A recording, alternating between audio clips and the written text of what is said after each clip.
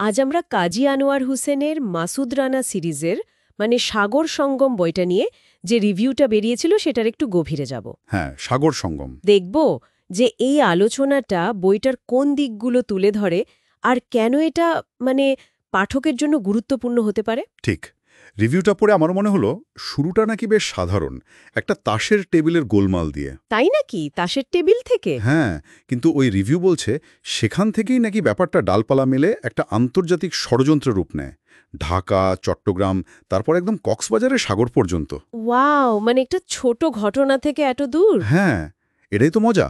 রিভিউতে বলছে ব্যাপারটা বেশ চমকপ্রদ, যে কিভাবে এত ছোট স্কেল থেকে এত বড় একটা ক্যানভাসে চলে যায় গল্পটা। হ্যাঁ, আর রিভিউতে দেখলাম বেশ কিছু মানে টান টান জিনিসের কথা বলা আছে, যেমন ধরুন জাল নোট। হ্যাঁ হ্যাঁ, জাল নোটের কারবার তো আছেই। আবার ধরুন বিদেশি সাবমেরিনের একটা রহস্যময় আসা যাওয়া। সাবমেরিন? সত্যি? একদম, রিভিউতে তো তাই লেখা। এমনকি ইয়ে মানে হিংস্র হাঙরের মুখোমুখি হওয়ার মতো ঘটনাও আছে। বলেন কি? হাঙর? আবার ওই যে চট্টগ্রামের আন্দরকিল্লার এক পুরনো বাড়িতে নাকি নোটের বান্ডিল খুঁজে পাওয়া যায়। ও আচ্ছা। আর কক্সবাজারের হোটেল ড্রিমে একটা রহস্যজনক আগুন লাগার ঘটনাও। রিভিউটা যেভাবে বলছে মনে হচ্ছে পাঠকদের একদম মানে সিটের প্রান্তে এনে বসিয়ে দেবে। বোঝাই যাচ্ছে। আর এই সব কিছুর কেন্দ্রে তো মাসুদ রানা, তাই না? রিভিউতে ওর ভূমিকা নিয়ে কি বলা হয়েছে? অবশ্যই রানা। রিভিউতে বলছে রানা এখানে শুধু একজন এজেন্ট না, সে যেন দেশের নিরাপত্তা, অর্থনৈতিক স্থিতিশীলতা এই সব কিছু বাঁচানোর শেষ চেষ্টা করছে। মানে শুধু একটা অ্যাসাইনমেন্ট নয়, তার চেয়েও বড় কিছু। একদম, একটা জাতীয় দায়িত্বের মতো। রিভিউয়ার সেভাবেই দেখছেন ব্যাপারটা। আচ্ছা, তাহলে কাহিনীর বিস্তারটা মানে ওই তাসের টেবিল থেকে সাবমেরিন, হাঙর পর্যন্ত এই জার্নিটা কি বিশ্বাসযোগ্য লেগেছে রিভিউয়ারের কাছে? স্মুথ লেগেছে? রিভিউটা পড়ে যা বুঝলাম, লেখক নাকি খুব দক্ষতার সাথেই এই ছোট ছোট ঘটনাগুলোকে একটা বড় ছবির সাথে জুড়ে দিয়েছেন। ও ওই সামান্য গোলমালটাই নাকি সূত্র ধরিয়ে দেয় একটা বিশাল জালনোট চক্রের, যার শিকড় অনেক গভীরে। আচ্ছা। তারপর সাবমেরিনের আসা, হাঙরের আক্রমণ, এগুলোকে নাকি বিচ্ছিন্ন মনে হয় না, মনে হয় যেন একই ষড়যন্ত্রের অংশ। রিভিউ বলছে এতে প্লটটা বেশ জমাট বেঁধেছে। তার মানে একটার সাথে আরেকটা লজিক্যালি কানেক্টেড। হ্যাঁ, অনেকটা সেরকমই ইঙ্গিত দিচ্ছে রিভিউটা। একটা ঘটনার পর আরেকটা ঘটনা যেন আসতেই হবে, এমন একটা ভাব। ইন্টারেস্টিং। আচ্ছা, লোকেশনের ব্যবহার নিয়েও তো রিভিউতে বেশ কথা বলা হয়েছে, তাই না? ঢাকা, চট্টগ্রাম, কক্সবাজার, ঠিক। এগুলো কি শুধু নাম হিসাবে এসেছে, নাকি রিভিউ বলছে এগুলোর অন্য কোনো ভূমিকাও আছে? না না, শুধু নাম নয়। রিভিউটা যেভাবে বলছে তাতে মনে হচ্ছে লেখক এই জায়গাগুলোর ভেতরের যে একটা ফ্লেভার আছে, যে আবহাওয়া, সেটাকে ধরতে পেরেছেন। যেমন যেমন ধরুন আন্দরকিল্লার ওই পুরনো বাড়িটার বর্ণনা বা কক্সবাজারের বিচের ডিটেলস। রিভিউ বলছে এগুলো নাকি পাঠকের মনে একদম ছবি এঁকে দেয়, মনে হয় ঘটনা চোখের সামনেই ঘটছে। বাহ, তার মানে লোকেশনগুলো গল্পের চরিত্র হয়ে উঠেছে। হ্যাঁ, বলতে পারেন। রিভিউয়ের ভাষ্য অনুযায়ী লোকেশনগুলো গল্পটাকে আরও জীবন্ত করে তুলেছে। দারুণ। আচ্ছা, অ্যাকশন আর থ্রিলের দিকটা কেমন? নিশ্চয়ই কমতি নেই। কমতি? আরে না, রিভিউতে তো বলছে অ্যাকশন আর থ্রিল নাকি একেবারে নন স্টপ।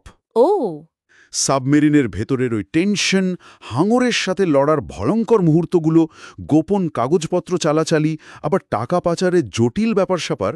রিভিউয়ার বলছেন একের পর এক ঘটনা এত দ্রুত এগোয় যে দম ফেলার সময় পাওয়া যায় না। এই নন-স্টপ উত্তেজনাই নাকি বইটার একটা মেন অ্যাট্রাকশন। বুঝলা। রানা তো আছেই, কিন্তু অন্য চরিত্ররা, পার্শ্ব চরিত্রদের নিয়ে রিভিউতে কিছু বলা হয়েছে? হ্যাঁ, বলা হয়েছে। রিভিউয়ার মনে করেন পার্শ্ব চরিত্রগুলো নাকি বেশ গুরুত্বপূর্ণ। কিছু পরিচিত মুখ তো আছেই, আবার নতুন কিছু চরিত্রও নাকি আসে, আচ্ছা। যারা গল্পের মোড় ঘুরিয়ে দেয় বা রানাকে সাহায্য করে। রিভিউ বলছে এটা শুধু রানার একার হিরোইজম নয়, কিছুটা টিম ওয়ার্ক বা প্রতিপক্ষের চালের ব্যাপারও আছে, যা গল্পটাকে আরও ইন্টারেস্টিং করেছে। বেশ, এবার একটু অন্য প্রসঙ্গে আসি। রিভিউতে একটা কথা বলা হয়েছে যে এটা নাকি শুধু একটা অ্যাকশন থ্রিলার নয়, এর ভেতরে অন্য স্তরও আছে। ঠিক এই জায়গাটাতেই রিভিউটা একটু অন্যরকম, মানে একটু গভীর বিশ্লেষণ করেছে। কিরকম? তাদের মতে বইটা শুধু এন্টারটেনমেন্ট নয়, এর গভীরে আন্তর্জাতিক অপরাধের নেটওয়ার্ক, দেশের নিরাপত্তার চ্যালেঞ্জগুলো, আবার ধরুন দেশপ্রেমের একটা দিক, এগুলোও নাকি আছে। ও ইন্টারেস্টিং। রিভিউয়ার মনে করেন আজকের দিনে একটা দেশ যেসব নিরাপত্তা ঝুঁকির মুখে পড়তে পারে, যেমন ধরুন অর্থনৈতিক অন্তর্ঘাত বা ধরুন সামুদ্রিক নিরাপত্তা, সেই বাস্তব সমস্যাগুলোকেই লেখক কল্পনার মোড়কে খুব ভালোভাবে তুলে ধরেছেন।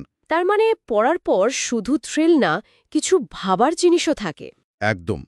রিভিউ তো সেটাই বলছে যে বইটা শেষ করার পর শুধু উত্তেজনা নয়, কিছু প্রশ্ন হয়তো পাঠকের মনে থেকে যায়। তাহলে যদি সামারি করি, এই রিভিউ অনুযায়ী সাগর সঙ্গম একটা ফাস্ট পেসড, খুব উত্তেজনাপূর্ণ থ্রিলার, অবশ্যই। যার সাথে যোগ হয়েছে দারুণ লোকেশন বর্ণনা আর কিছু সিরিয়াস বিষয়, যেমন আন্তর্জাতিক অপরাধ, রাষ্ট্রীয় নিরাপত্তা নিয়ে ভাবনার সুযোগ। একদম তাই। আর এখান থেকেই একটা প্রশ্ন আসে, যেটা রিভিউতেও একটু ছুঁয়ে যাওয়া হয়েছে। আচ্ছা, এই যে বাস্তব জগতের জায়গা কক্সবাজার বা চট্টগ্রাম পোর্ট আর জাতীয় নিরাপত্তার মতো এত সেন্সিটিভ বিষয়, এগুলো ব্যবহার করে ফিকশন কিভাবে পাঠককে এতটা ইনভলভ করতে পারে? ভালো প্রশ্ন। আর রিভিউটা কাদের জন্য বইটা সাজেস্ট করছে? বলছে যে যারা রুদ্ধশ্বাস অ্যাকশন ভালোবাসেন বা মাসুদ রানা সিরিজের ফ্যান, তাদের তো এটা দারুণ লাগবে। তা তো লাগবেই। তাহলে শেষ করার আগে শ্রোতাদের জন্য একটা প্রশ্ন বা ভাবনার খোরাক রেখে যাই। হ্যাঁ, অবশ্যই। আচ্ছা, বাস্তব জগতের যে জটিল সমস্যাগুলো বা ঝুঁকিগুলো আছে, সেগুলোকে যখন এরকম কল্পকাহিনীর মোড়কে আনা হয়, তখন সেটা আসলে পাঠককে সচেতন করতে বা ভাবাতে কতটা কার্যকর হতে পারে, এটা নিয়ে শ্রোতারা ভাবতে পারেন। চমৎকার প্রশ্ন। এটা নিয়ে ভাবা যেতেই পারে।